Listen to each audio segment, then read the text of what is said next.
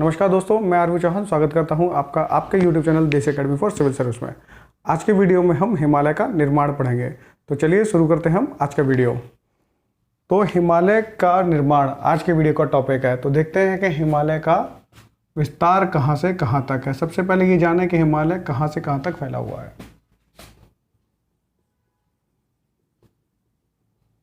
हिमालय पर्वत जो है वह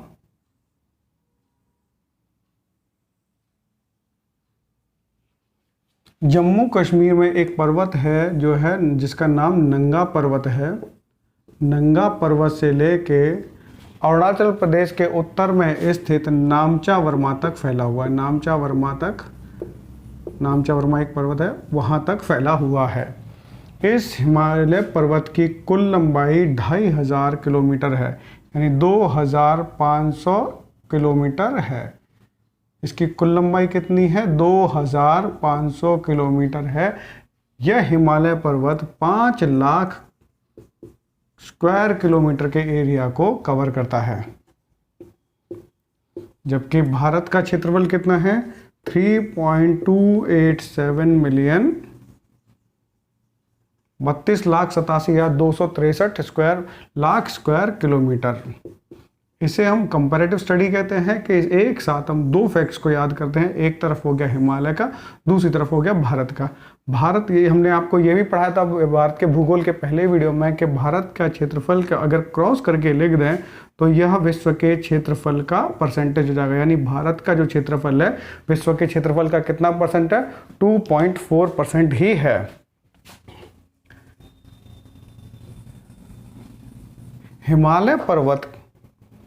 हिमालय पर्वत पश्चिम से पूर्व की ओर विस्तारित है। इस तरह के विस्तारित पर्वतों में यह विश्व का सबसे लंबा पर्वत है, क्योंकि विश्व के जितने भी लंबी पर्वत श्रृंखलाएं हैं, चाहे वह रॉकीज हो, एंडीज हो, एल्प्स हो जिसे आल्प्स कहते हैं, या यूराल पर्वत हो, उनका विस्तार उत्तर से दक्षिण की ओर है।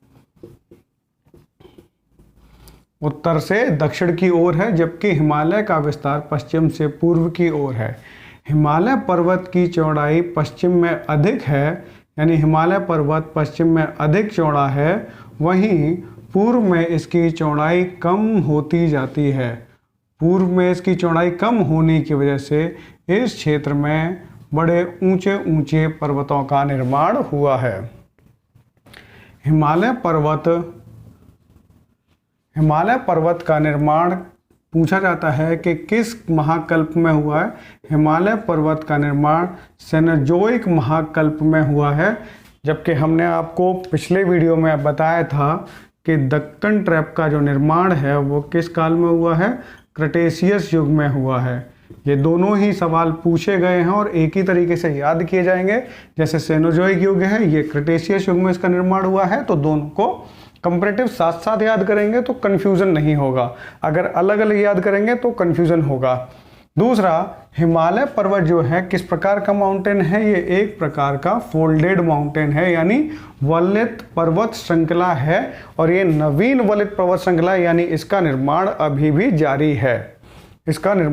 भी जारी है। हिमालय पर्वत अपने पूर्वी और पश्चिमी किनारों पर, यानी पूर्व में और पश्चिम में दक्षिण की ओर मुड़ जाता है। यह जो पर्वत है पूर्व में और पश्चिम में दक्षिण की ओर मुड़ जाता है।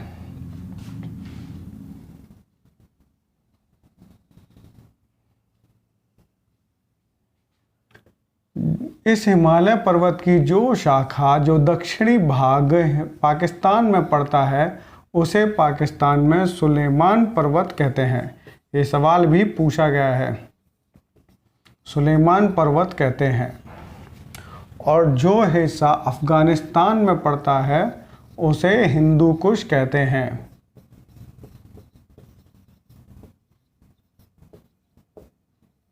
हिस्ट्री में हिंदू कुश पर्वत के बारे में बहुत कुछ पढ़ने को मिलेगा।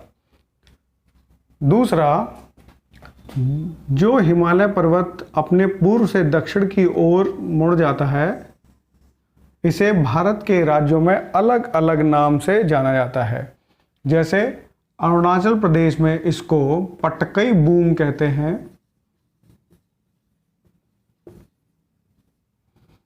नागालैंड में इसको नागा की पहाड़ियाँ कहते हैं। मणिपुर में इसको मणिपुर की पहाड़ियाँ कहते हैं। और मिजोरम में इसको मिजो की पहाड़ियाँ कहते हैं। वहीं एक अन्य दक्षिण की ओर एक अन्य श्रृंखला निकली है, हिमालय का एक और विस्तार हुआ है जो कि म्यांमार में है और इसे म्यांमार में अराकान योमा कहते हैं। अराकान योमा कहते हैं। अराकान योमा हिमालय का ही दक्षिणी विस्तार है, यानी साउथ एक्सटेंशन है। इसमें अब तक जितने भी सवाल पूछे गए हैं, चाहे हिंदू कुश हो, चाहे सुलेमान हो, या इनके बारे में पूछा गया हो, या ये क्या हमने बताया कि दक्षिण में इसका, पश्चिम में इसका विस्तार, इसकी चौड़ाई जो है वो कम है, और पूर्व में इसकी चौड़ाई नहीं, पश्चिम में इसकी चौड़ाई अधिक है, वहीं पूर्व में इसकी चौड़ाई कम है। पूर्व में इसकी चौड़ाई कम होने की वजह से यहाँ पर बड़े बड़े पर्वतों का निर्माण हुआ है। अब हम पढ़ते हैं हिमालय के उत्पत्ति के बारे में कि हिमालय की उत्पत्ति कैसे हुई है या हिमालय का निर्माण कैसे हुआ है। हिमालय के निर्माण के संबंध में मुख्य रूप से दो सिद्धांतों के बारे में पढ़ते हैं हम। पहला सिद्धांत है कोबर का भूसन्नति सिद्धांत और दूसरा है हैरी हेस का प्लेट टेक्टोनिक सिद्धांत। तो चलिए दोनों के बारे में एक एक करके पढ़ते हैं। कोबर का भूसन्नति सिद्धांत, जिसे इंग्लिश में बोलते हैं जियोसिनक्लाइन प्रिंसिपल। कोबर का भूसन्नति सिद्धांत, इंग्लिश में जिसको कहते हैं जियोसिनक्लाइन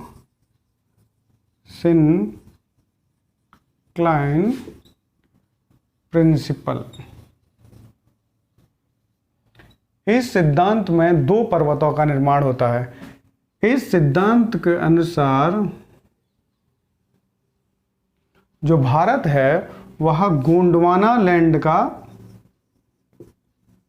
भाग था और गोंडवाना लैंड के ऊपर की ओर एक था, वह था अंगारा लैंड।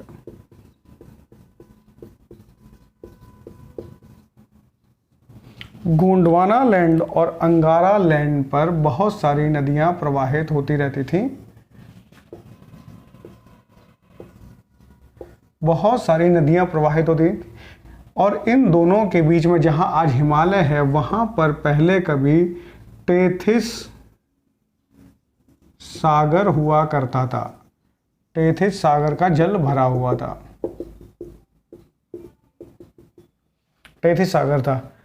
गोंडवाना लैंड और अंगारा लैंड की नदियां अपने साथ अवसाद को लाकर टेथिस सागर में जमा करने लगी, जिससे टेथिस सागर में बहुत सारी अवसाद जमा होने लगती है, अवसाद जमा हो जाती है। जब अवसाद जमा होती है तो अवसाद क्या है, एक बार में तो जमा होती नहीं है, पहली परत, फिर दूसरी परत, फिर तीसरी परत, फिर चौथी परत, ऐसे आते। तो अवसाद जब जमा होती है तो ये मान लीजिए ऐसे करके ये टेथिस सागर है और इसमें नदियां अपने साथ अवसाद लेकर आ रही हैं। ये टेथिस सागर है, इसमें अवसाद जमा करते जा रही हैं, धीरे धीरे करके ये अवसाद जमा हो रही है। लेकिन अवसाद की जितनी ज़्यादा परतें बनेंगी तो ऊपर से एक दबाव भी बनता है। ऊपर से दबाव बनने से ये इसका आकार बढ़ जाएगा, ऐसे करके नीचे की तरफ झुक जाएगी। जैसे आप पॉलीथीन में दबाव बना के बढ़ाएंगे तो वो नीचे की तरफ फैल जाएगी और इसमें यहाँ साइड से भी दबाव बनता है तो इसका आकार थोड़ा छोटा हो जाएगा, यहाँ से छोटा हो जाएगा और नीचे ये अवसाद ठोस रूप में जमा होने लगेगी, बहुत ज़्यादा ठोस रूप में जमा होने लगेगी। ऐसे करके बहुत ज़्यादा ठोस रूप में जमा होने लगे। लेकिन ऊपर से लगातार प्रेशर और इस तरफ से भी दोनों साइडों से लगातार प्रेशर। ये दोनों साइडें कौन सी है, अंगारा लैंड की और दूसरी है गोंडवाना लैंड की।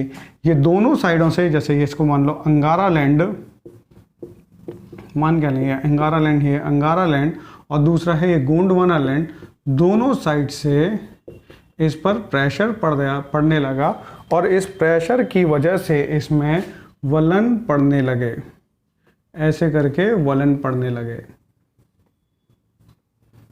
जो सतह पर ज़्यादा दिखाई देने लगे।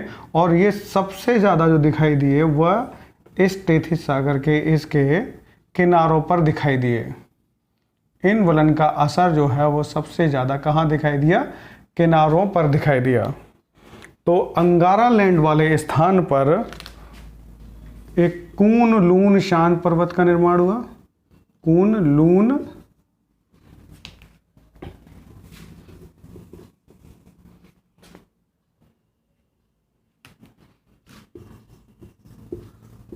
कून शान पर्वत का निर्माण हुआ और गोंडवाना लैंड वाले हिस्से पर हिमालय पर्वत का निर्माण हुआ। और इन दोनों के बीच में जो जगह बची, जो उठ के आई, ऊपर की उठकर आई, वो जहाँ पर पर्वतों का निर्माण नहीं हुआ, तिब्बत का पठार। तिब्बत को पठार को वैसे भी है ना विश्व की छत कहा जाता है, क्योंकि वो फ्लैट है लेकिन समुद्र तल से उसकी ऊंचाई बहुत अधिक है, तो इसीलिए यहाँ पर तिब्बत का पठार का निर्माण हुआ। तो इस तरीके से कोबर के सिद्धांत के माध्यम से हिमालय की उत्पत्ति हुई। इनके हिसाब से हिमालय की उत्पत्ति इस तरीके से हुई कि है ना कि गोंडवाना लैंड और अंगारा लैंड ने से बहने वाली नदियों से अवसाद जमा हुआ और दोनों की तरफ से प्रेशर और ऊपर वाला प्रेशर, दोनों की वजह से इस जमी अवसाद में जो ये प्रक्रिया लाखों वर्षों में हुई है, ऐसा कुछ नहीं, एक दो दिन में नहीं हुआ, कुछ वर्षों में नहीं, लाखों वर्षों में। तो फोल्ड पड़ने लगे, वलन पड़ने लगे। इनका असर सबसे ज़्यादा किनारों पर देखने को पड़ता है और किनारों में गोंडवाना लैंड वाले हिस्से में हिमालय और कूनलुन और क्या कहते हैं अंगारा लैंड वाले हिस्से में कूनलुनशान पर्वत का निर्माण हुआ और इन दोनों के बीच में तिब्बत का। वैसे भी आप जानते हैं कि हिमालय के उत्तर में तिब्बत है और तिब्बत के उत्तर में कूनलुनशान पर्वत है। अब चलिए दूसरा सिद्धांत पढ़ते हैं। दूसरा सिद्धांत है हैरी हेस का प्लेट टेक्टोनिक सिद्धांत।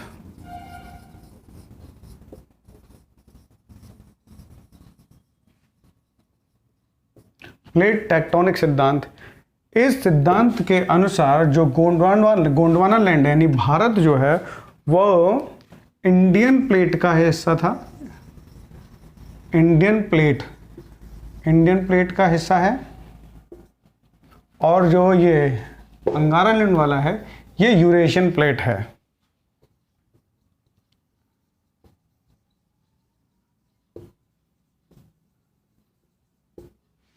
ये प्लेट्स क्या हैं और कितनी हैं इसके बारे में हम आपको वर्ल्ड ज्योग्राफी में बताएंगे कि विश्व में कुल 6 प्लेट्स हैं, लेकिन इनके बारे में डिटेल्स में हम आपको वर्ल्ड ज्योग्राफी में बताएंगे। इस सिद्धांत के अनुसार जहां आज हिमालय है वहां पर पहले टेथिस सागर था।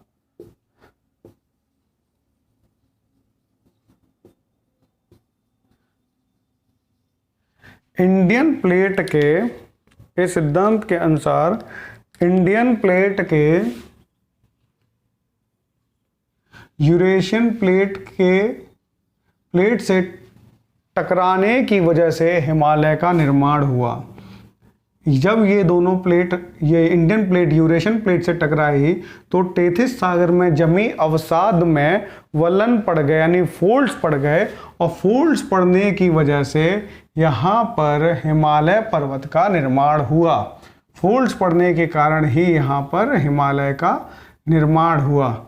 ये सिद्धांत इस तरीके से हिमालय के सिद्धांत के बारे में, हिमालय की उत्पत्ति के बारे में बताता है।